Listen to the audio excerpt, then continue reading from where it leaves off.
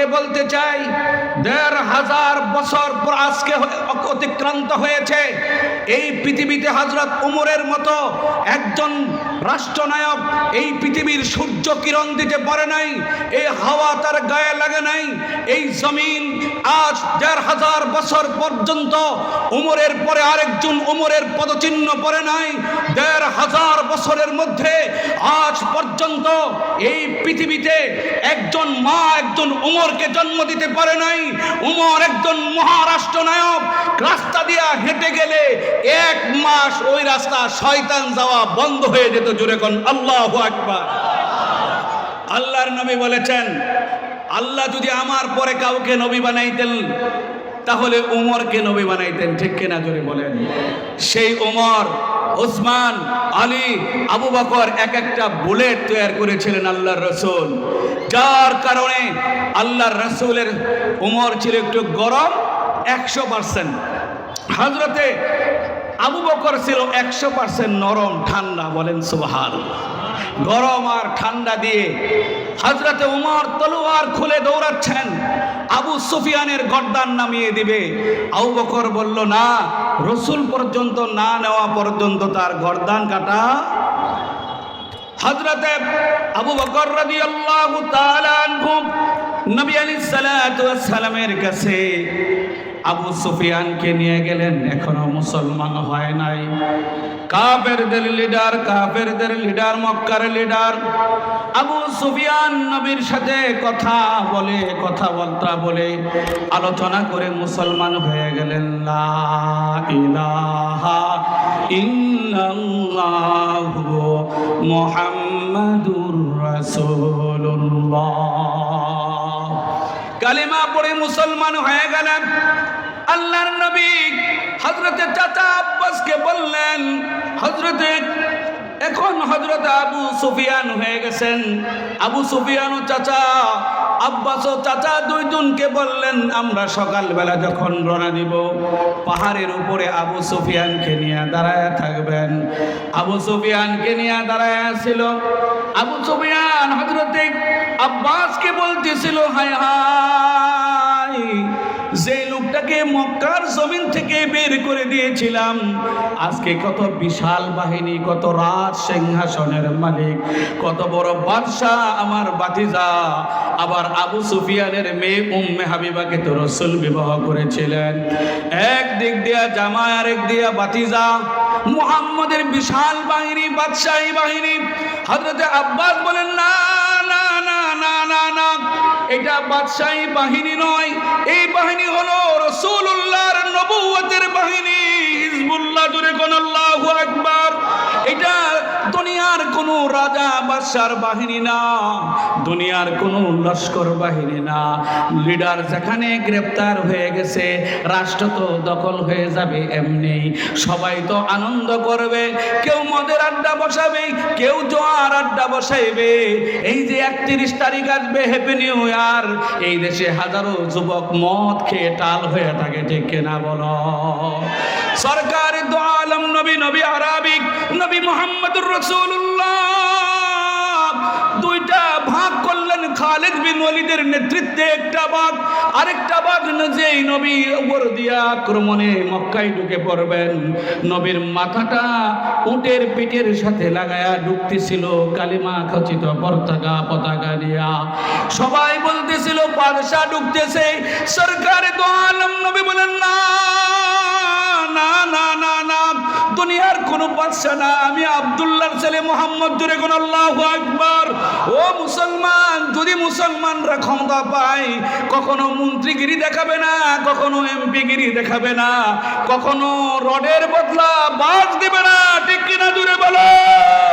কখনো রডের বদলা বাস দিবে না রে বন্ধু। এক রাত্রে আমার এই ৫৬,০০০ বর্গ মাইলের আপনার আমার ট্যাক্সের টাকায় লেখাপড়া করে, আপনার আমার টাকায় পড়ে বিশ্ববিদ্যালয় থেকে বাহির থেকে এবার শেষ ডিগ্রি নিয়ে আসলো, বড় বড় ক্যাডার হয়ে সরকারি টাকায় ডিগ্রি নিয়ে এক রাত্রে ৫,০০০ কোটি টাকা টাকা চুরি করেছে, ঠিক কিনা জুড়ে বলো। ও মুসলমান, আলেমরা যদি ক্ষমতায় আসে, আলেমরা যদি ক্ষমতায় আসে, তারা রাজা বাদশার মতো চলবে না, রাজাগিরি দেখাবে না, বাদশাহী দেখাবে না। কিছুদিন আগে আফগানিস্তানের পররাষ্ট্রমন্ত্রী ইন্ডিয়াতে এসেছিল, তার গায়ে শালটা ছিল, শালের মধ্যে মনে হয় 10টা তালি দেওয়া, ঠিক কিনা বলো। হযরতে উমর তালি দেওয়া ছিল, ওসমান তালি দেওয়া ছিল, আবু বকর তালি দেওয়া ছিল, সাহাবায়ে কেরাম তালি দেওয়া ছিল, কিন্তু ঈমান ছিল সীসা ডালা প্রাচীরের মতো, ঠিক কিনা জোরে বলো। সীসা ডালা প্রাচীর ছাড়া ইসলাম কায়েম করা যায় না। ইসলাম এমন এক বৃক্ষের নাম, পানি ডাললে চলে না, বুকের তাজা রক্ত দিতে হয়, রক্ত দিতে হয়, রক্ত দিতে হয়, ঠিক কিনা জোরে বলো। সরকারে দো আলম নবী নবী আরবি সাদ ইবনে উবাদা রাদিয়াল্লাহু তাআলা আনহু বলল, আল ইয়াউমু ইয়াউমুল মালহামা, আজকের দুঃখ হলো বদলা নেওয়ার দিন। আজকে মক্কার মদিনা নাই, হেরেমের বাহিরে নাই। আমার নবীর সাথে যারা বেয়াদবি করেছে তাদের গর্দান একটাও থাকবে না। আবু সুফিয়ান রাসূলকে খবর দিল, সাদ ইবনে উবাদা বড় গরম হয়ে গেছে। আল্লাহর নবী বলেন, না না না না, এটা হলো রাজনীতিবিদদের বক্তব্য, এটা হলো ক্ষমতায় একদল গেলে আরেক দল পালায়া যায়, ঠিক কিনা জোরে বলো। এটা হলো এক ক্ষমতায় গেলে এক রাত্রে বর্ডার দিয়া কত মন্ত্রী এমপি, সংসদ ভবন থেকে কত মন্ত্রী এমপি ভুরকা পয়রা বলাইছে, ঠিক কিনা জোরে বলো। আল্লাহর রাসূল বলেন, না না না না না না না না না, আমরা এরকম করব না, আমাদের বক্তব্য নয়। আজকের বক্তব্য হলো আল ইয়াউমা ইয়াউমুল মারহামা, আজকে হলো শুধু ক্ষমা করে দেওয়ার দিন। ইসলাম হলো সাম্যের ধর্ম। আজ গোটা পৃথিবীতে পাশ্চাত্যরা, ব্রিটেন, আমেরিকা আজকে যারা বলে মানবাধিকারের কথা, ওরা পৃথিবীর সবচাইতে মানবাধিকার লঙ্ঘনকারী আমেরিকা, ঠিক কিনা জোরে বলো। আজকে আফগানিস্তানে 21টা বছর পাখির মতো গুলি করে আফগানিস্তানের লক্ষ লক্ষ লোককে মেরেছে, ইরাকে লক্ষ লক্ষ লোককে মেরেছে, ফিলিস্তিনিতে শিশুর কথা বলো, জাতিসংঘের শিশু সংস্থা কোটি কোটি টাকা বিলি করে মানবাধিকার রক্ষা করার কথা বলে, ফিলিস্তিনের লক্ষ লক্ষ শিশুকে পাখির মতো গুলি করে হত্যা করা হয়েছে। আমেরিকা মুখে কলুপ লাগায় বসেছিল, আমেরিকা কথা বলে নাই, ব্রিটেন কথা বলে নাই, মানবাধিকার সংস্থা কথা বলে নাই, ঠিক কিনা জোরে বলো। কারণ এরা হলো সবচাইতে বেশি মানবাধিকার লঙ্ঘনকারী। আমার রাসূল হলো মানবাধিকার রক্ষাকারী। আল্লাহর রাসূল বললেন, না, আজকের এই দিন হলো ক্ষমা করে দেওয়ার দিন, আজকের এই দিন হলো মাফ করে দেওয়ার দিন। 3টা প্রস্তাব দেওয়া হলো, যে ঘরে দরজা বন্ধ করে থাকবে তার উপরে কোনো নির্যাতন চলবে না, যে আবু সুফিয়ানের ঘরে থাকবে তার উপরে কোনো নির্যাতন চলবে না, যে মসজিদে ঢুকে যাবে তার উপরে চলবে না, কিন্তু 11 জন পুরুষ 4 জন মহিলাকে ছাড় দেওয়া হবে না। ওই 11 জন পুরুষ 4 জন মহিলার জীবনী পড়াশোনা করে গবেষণা করে দেখলাম, কেউ লেখক, কেউ গবেষক, কেউ নাট্যকার, কেউ গায়ক, কেউ গায়িকা। 1500 বছর আগে রাসূলুল্লাহ যাদেরকে ক্ষমা করেন নাই, যারা ইসলামের বিরুদ্ধে করেছে, যারা কোরআনের বিরুদ্ধে করেছে, যারা সুন্নাহর বিরুদ্ধে করেছে, ইসলামকে ঠেকাইতে চাইছে, লেখক ছিল, গবেষক ছিল, কলামিস্ট ছিল, নাট্যকার ছিল, গায়ক ছিল, গায়িকা ছিল। 1500 বছর পরে এই 56,000 জমিনের মধ্যে ইসলামের বিরুদ্ধে করে লেখক, কলামিস্ট, গায়ক, গায়িকা, লেখক, গায়ক, গায়িকা, নাট্যকার, ঠিক কিনা জোরে বলেন। সাংবাদিকরা কোনো আউযু বিল্লাহি মিনাশ শাইতানির রাজীম, বিসমিল্লাহির রহমানির রহিম। ইন্না ফাতাহনা লাকা ফাতহাম মুবিনা ليغفر لك الله ما تقدم من ذنبك وما تأخر ويتم نعمته عليك ويهديك صراطا مستقيما وينصرك الله نصرا عزيزا هو الذي أنزل السكينة في قلوب المؤمنين ليزدادوا إيمانا مع إيمانهم ولله جنود السماوات والأرض وكان الله عليما حكيما وقال النبي صلى الله عليه وسلم واعلموا أن الجنة تحت ظلال السيوف ইমাম সমাজ বাংলাদেশ বংশাল জোনের এটা 10তম মাহফিল। সকলে বলেন আলহামদুলিল্লাহ। আসলে এখানে যারা আজকে ওয়াজে বক্তা আছেন ভাই, প্রত্যেকের 4টার নিচে কারো প্রোগ্রাম নাই, কিছুই করার নাই। আমরা কি করব বলেন? আমরা সারা বছর চেষ্টা করি, সবাই ব্যস্ত। আলহামদুলিল্লাহ সাকাওয়া সাহেব সারার পরে বয়ান করতেছে, উনি আসবেন।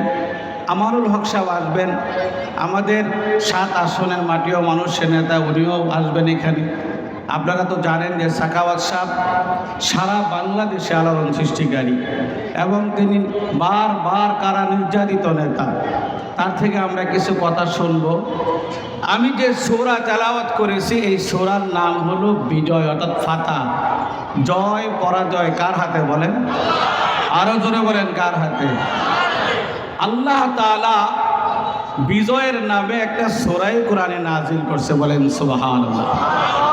আমরাও একটা বিজয় লাভ করেছি। এই দেশ যে মাস চলছে সেই মাসে আমরা পাকিস্তান থেকে 1971 সালে স্বাধীনতা লাভ করেছি, ঠিক কিনা বলেন?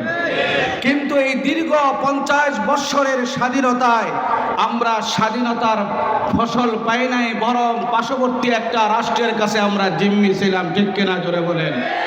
ভারতীয় সাম্রাজ্যবাদীদের কাছে, হিন্দুত্ববাদীদের কাছে আমরা মাথা নত করে রাখতে হয়েছে। আমরা এই দেশে আমাদের উলামায়ে কেরামকে রাজাকার বলতো, আর ভারতীয় রাজাকারে গলি গলি মহল্লা মহল্লা ছিল, ঠিক কিনা জোরে বলেন? তারা বলেছিল 24-এর আন্দোলনের পরে যে না বাংলাদেশ আর থাকবে না। শোনেন নাই আপনারা? বাংলাদেশ থাকবে না, বাংলাদেশের পেঁয়াজ নাই, চাউল নাই, ডাউল নাই, বরং ভারতের কৃষকরা চাউল ডাউল পেঁয়াজ বিক্রি করতে পারছে না, ঠিক কিনা বলেন? প্রমাণ করেছে এই দেশের মাটি আল্লাহ তাআলা আসমানের মালিক, আমাদেরকে রিজিকের ব্যবস্থা করবেন। ভারতের মানুষের জন্য যদি রিজিকের ব্যবস্থা হয়, এই দেশের নামাজি মুত্তাকি আল্লাহওয়ালাদের জন্য রিজিকের ব্যবস্থা হবে, ঠিক কিনা বলেন? আমাদের স্বাধীনতা, এই স্বাধীনতাটা আগের দিকে যেতে হবে, তাহলে স্বাধীনতার বোঝা যাবে। আমাদের স্বাধীনতার সূচনা শুরু হয়েছে মক্কা বিজয়ের মাধ্যমে, ঠিক কিনা জোরে বলেন? সরকার তো আলম নবী নবী মুহাম্মদুর রাসূলুল্লাহ সাল্লাল্লাহু আলাইহি ওয়াসাল্লাম উমরা করতে গিয়েছিলেন, বাধাগ্রস্ত হয়েছেন। হুদায়বিয়া সন্ধি চুক্তি হয়েছে, সন্ধি যদিও সাহাবায়ে কেরামের মন মতো হয় নাই। সাহাবায়ে কেরাম হযরত উমর, উসমান, আলী তারা বলেছিল, ইয়া রাসূলুল্লাহ, যেই আপনি সুলাহ করছেন, সুলানামা করছেন, সন্ধি করেছেন, এটা মুসলমানরা নিচে নেমে যাচ্ছে। কিন্তু আল্লাহ তাআলা সেই সন্ধির জন্য সূরা নাজিল করে চ্যালেঞ্জ করে দিয়েছেন, না, এই সন্ধির মাধ্যমে গোটা পৃথিবীতে ইসলাম মাথা উঁচু করে দাঁড়াবে, বলেন সুবহানাল্লাহ। সরকারে তো আলম নবী নবী আরবি মুহাম্মদুর রাসূলুল্লাহ চলে গেছেন মদিনাতুল মুনাওয়ারা, আবার 2 বছর পরে উমরা করার চেষ্টা করেছেন। কিন্তু এই সুলার মাধ্যমে, এই চুক্তির মাধ্যমে মদিনা যাওয়ার রাস্তা ওপেন হয়ে গেল, আর কাফের কুরাইশদের পক্ষ থেকে কোনো বাধা নাই। এই বাধা না থাকার কারণে রাসূল পাক সাল্লাল্লাহু আলাইহি ওয়াসাল্লামের চেহারা দেখে দেখে কুরাইশরা মুসলমান হয়ে গেছে, বলেন সুবহানাল্লাহ। মুসলমান ভাইরা আমার, সরকার দু আলম নবী নবী আরবি নবী মুহাম্মদুর রাসূলুল্লাহ নির্যাতনের অত্যাচারে স্টিম রোলার সহ্য করতে হয়েছে 13টি বছর। 13 বছরের জিন্দেগি রাসূলুল্লাহর মাক্কি জিন্দেগিতে আল্লাহর রাসূলের উপরে নির্যাতন, নিপীড়ন, অত্যাচারে স্টিম রোলার চলছে। নবী মাথা পেতে গ্রহণ করেছেন। এখন আল্লাহ তাআলা বলেন, নবী আর থাকা যাবে না, হিজরত করেন। ঠিক কিনা জোরে বলেন। আল্লাহর নবী সরকার দু আলম নবী নবী আরবি নবী মুহাম্মদুর রাসূলুল্লাহ ডেকে বলেন, আলী আর দেরি করা যায় না। মক্কাতুল মুকাররমার জমিন আমার জন্য আর নয়, আমার মালিক আল্লাহ আরেকটা জমিন আমার জন্য ওপেন করে রেখেছে। জোরে কোন আল্লাহু আকবার। ইমানি আওয়াজে বলেন আল্লাহু আকবার। নারায়ে তাকবীর, আল্লাহু আকবার। নারায়ে তাকবীর, আল্লাহু আকবার। আমাদের মুসলমানের শক্তি হলো আল্লাহু আকবারের শক্তি। ঠিক কিনা বলেন? এই শক্তি দিয়ে গুর গোবিন্দকে আমরা পরাজিত করেছি। ঠিক কিনা বলেন? এই শক্তি দিয়ে আবু জাহেলকে পরাজিত করেছি। এই শক্তি দিয়ে আবু লাহাবকে পরাজিত করেছি। এই শক্তি দিয়ে হাবিল কাবিল যুদ্ধ করেছে। এই শক্তি দিয়ে হযরত নূহ আলাইহিস সালাতু ওয়াস সালাম তার সন্তানের মোকাবেলা করেছেন। এই শক্তি দিয়ে হযরত ইউসুফ আলাইহিস সালাতু ওয়াস সালাম তার ভাইয়ের বিরুদ্ধে লড়াই করেছেন। এই শক্তি দিয়ে হযরত মূসা আলাইহিস সালাতু ওয়াস সালাম ফেরাউনের বিরুদ্ধে লড়াই করেছেন। এই শক্তি দিয়ে জাতির পিতা ইব্রাহিম নমরুদের বিরুদ্ধে লড়াই করেছেন। আগুন থেকে মুক্তি পেয়ে নমরুদের মোকাবেলা করেছেন। এই শক্তি দিয়ে মোকাবেলা করে ভারতবর্ষে ইস্ট ইন্ডিয়া কোম্পানিকে জুতা পিটা করে বের করেছে। ঠিক কিনা জোরে বলো।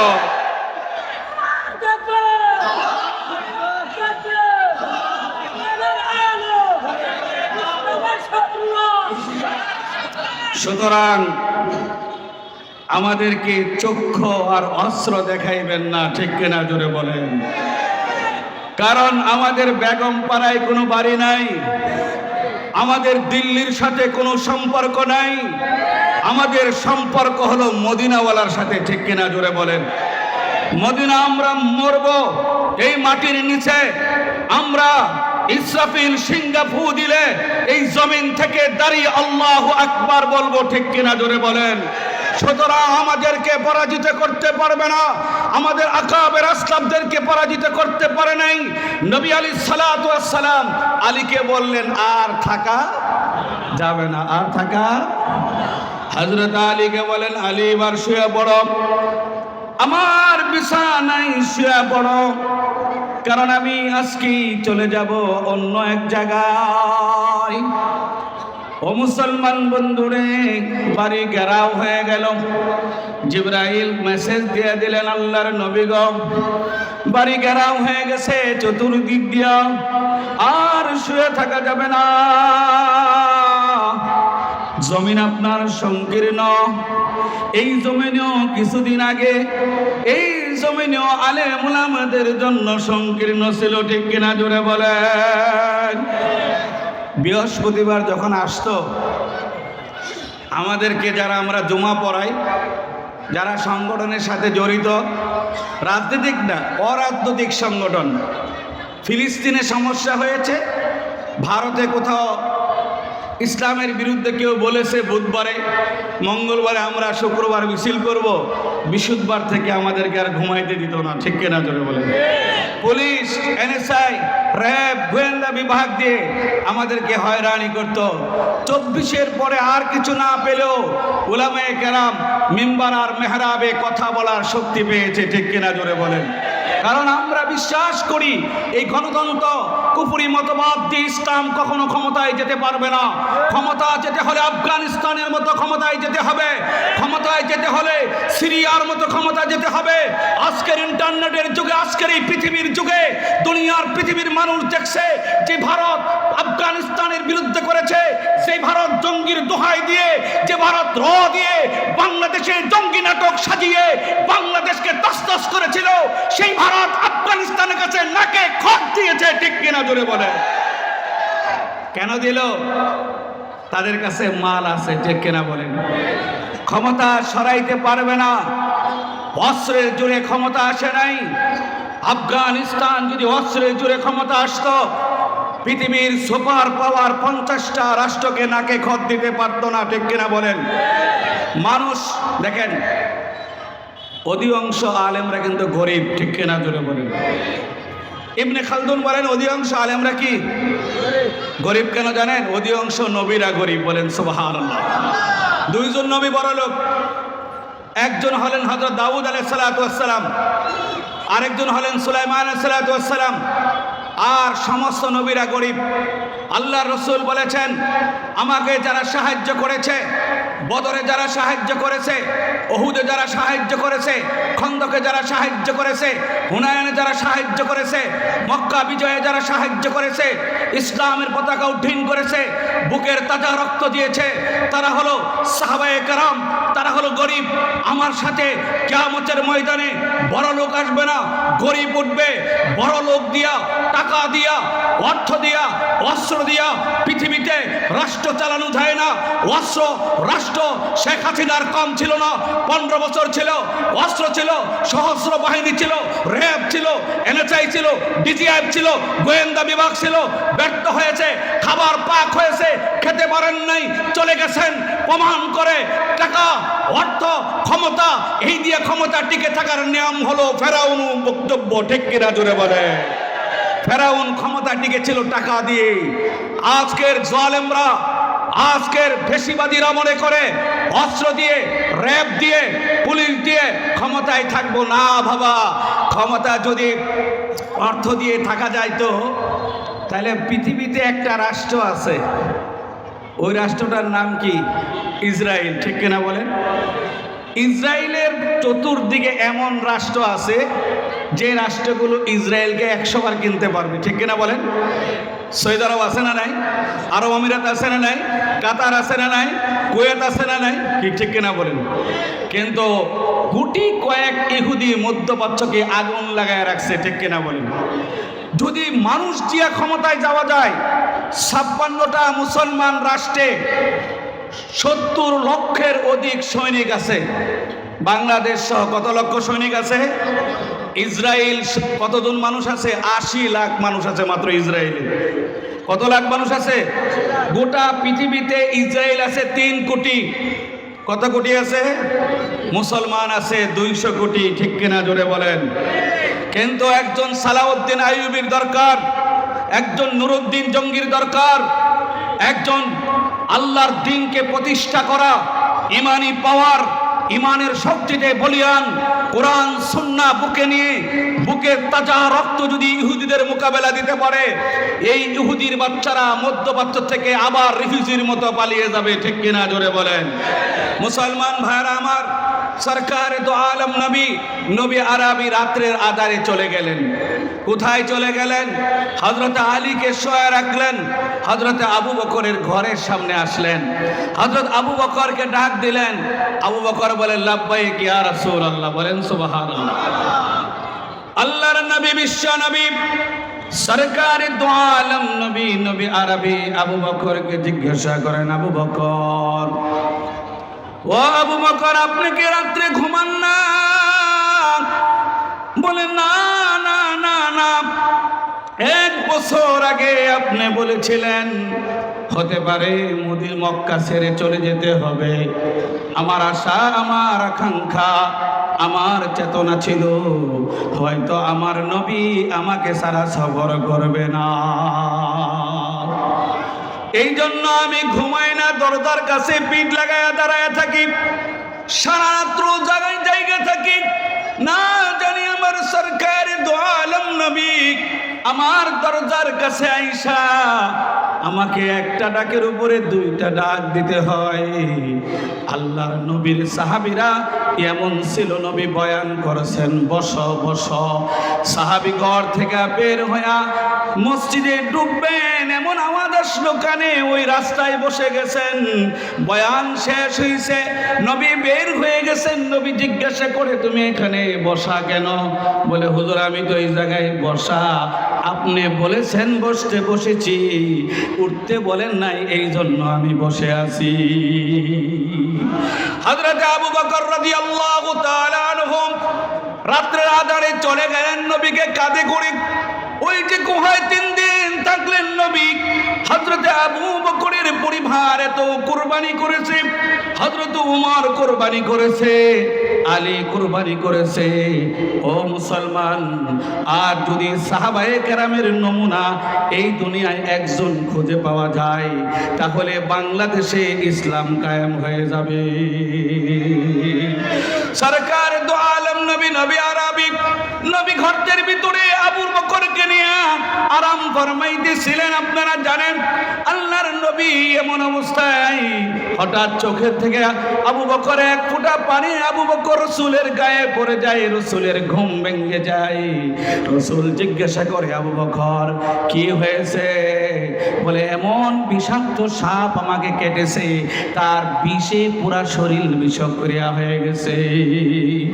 সরকার দো আলম নবী নবী উঠে থুতু লাগায় দিলেন, মুহূর্তে ভালো হয়ে গেল। বলেন সুবহানাল্লাহ।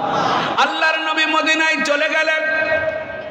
আমাদের মূল আলোচনা হলো মক্কা বিজয় কিভাবে হয়েছে। আল্লাহর নবী মক্কা ছেড়ে মদিনায় চলে গেলেন, মদিনায় স্টেট কায়েম করলেন, রাষ্ট্রপতি হয়ে গেলেন।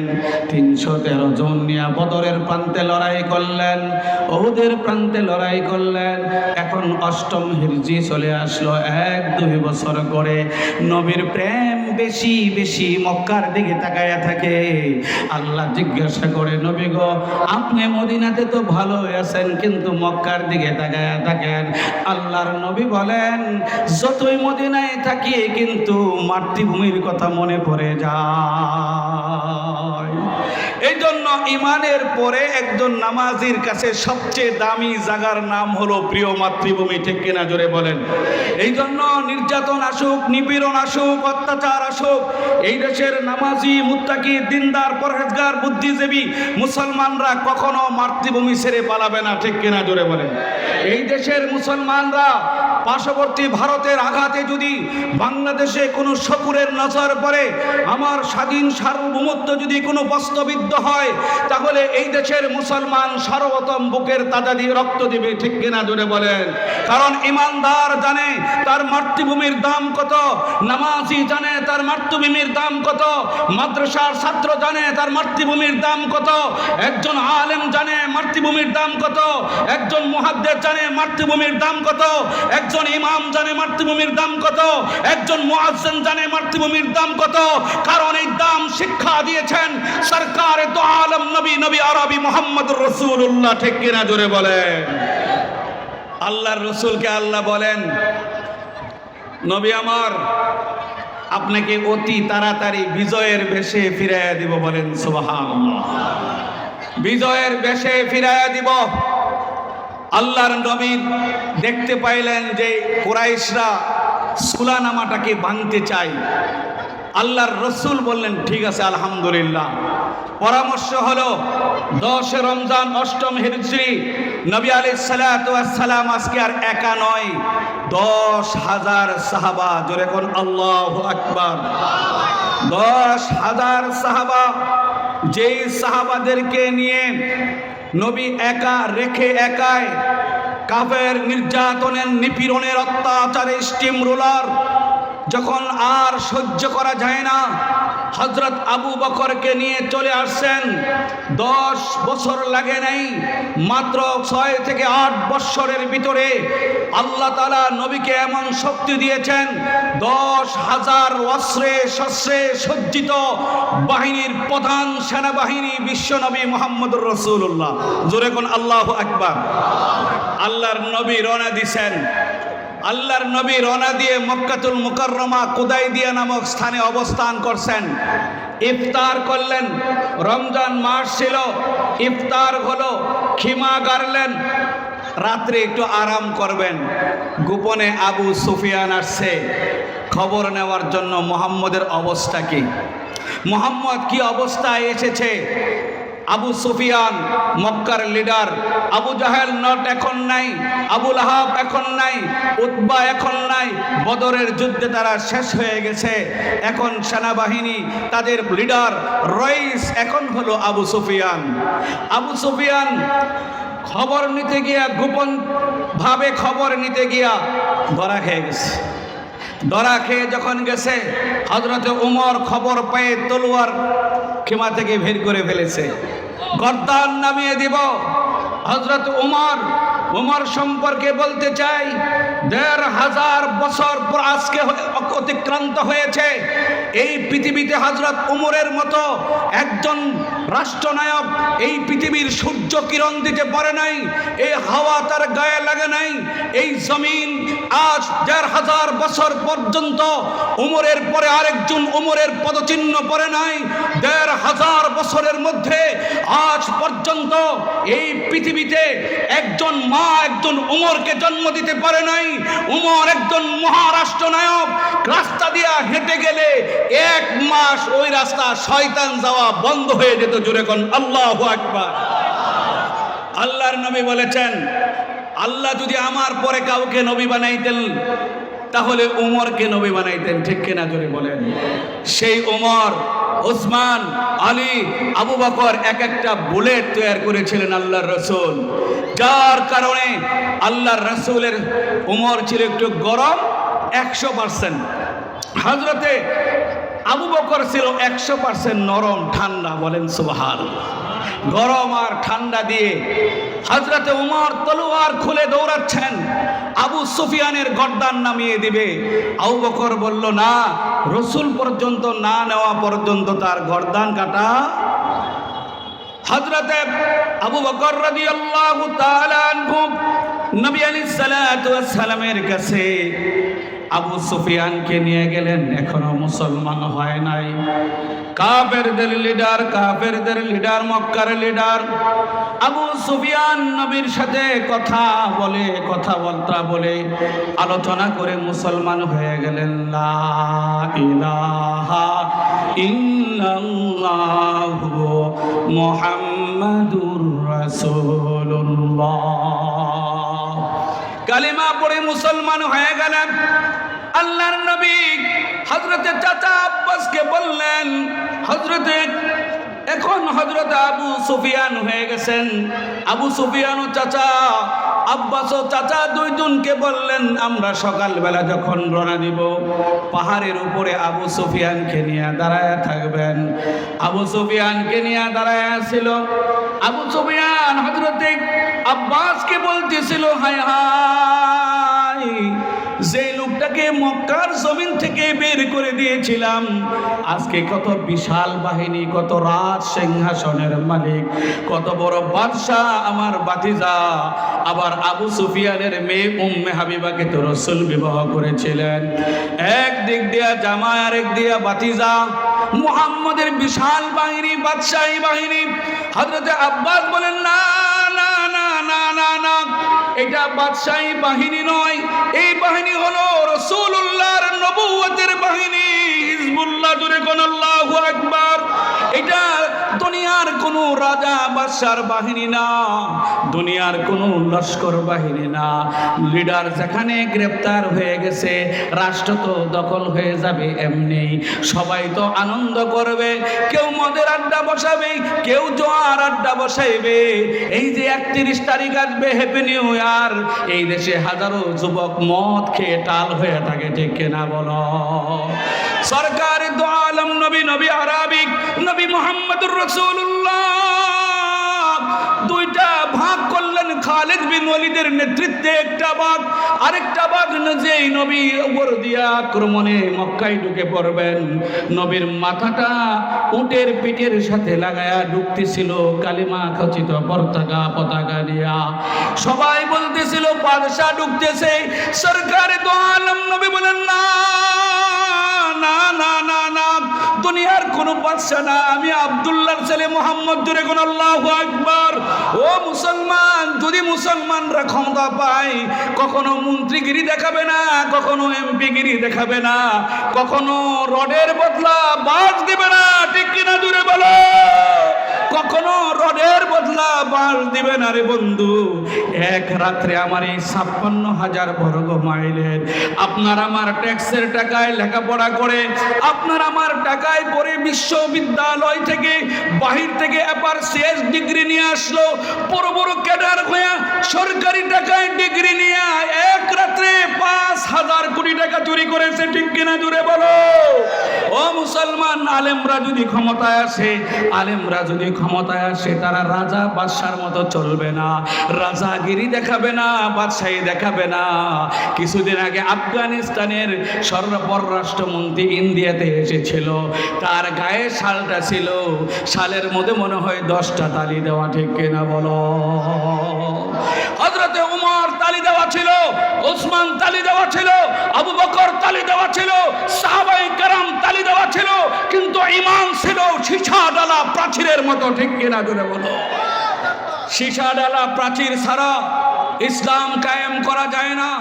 ইসলাম এমন এক বৃক্ষের নাম, পানি ডাললে চলে না, বুকের তাজা রক্ত দিতে হয়, রক্ত দিতে হয়, রক্ত দিতে হয়, ঠিক কিনা জোরে বলো?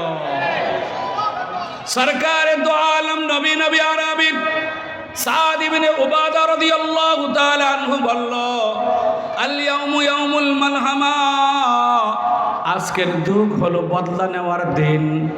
আজকে মক্কার মদিনা নাই, হেরেমের বাহিরে নাই। আমার নবীর সাথে যারা বেয়াদবি করেছে, তাদের গর্দান একটাও থাকবে না। আবু সুফিয়ান রাসূলকে খবর দিল, সাদ ইবনে উবাদা বড় গরম হয়ে গেছে। আল্লাহর নবী বলেন, না না না না, এটা হলো রাজনীতিবিদদের বক্তব্য, এটা হলো ক্ষমতায় একদল গেলে আরেক দল পালায়া যায়, ঠিক কিনা জোরে বলো? এটা হলো এক ক্ষমতায় গেলে এক রাত্রে বর্ডার দিয়া কত মন্ত্রী এমপি, সংসদ ভবন থেকে কত মন্ত্রী এমপি ভুরকা পয়রা পালাইছে, ঠিক কিনা জোরে বলো? আল্লাহর রাসূল বলেন, না না না না না না না না না, আমরা এরকম করব না, আমাদের বক্তব্য নয়। আজকের বক্তব্য হলো আল ইয়াউমা ইয়াউমুল মারহামা, আজকে হলো শুধু ক্ষমা করে দেওয়ার দিন। ইসলাম হলো সাম্যের ধর্ম।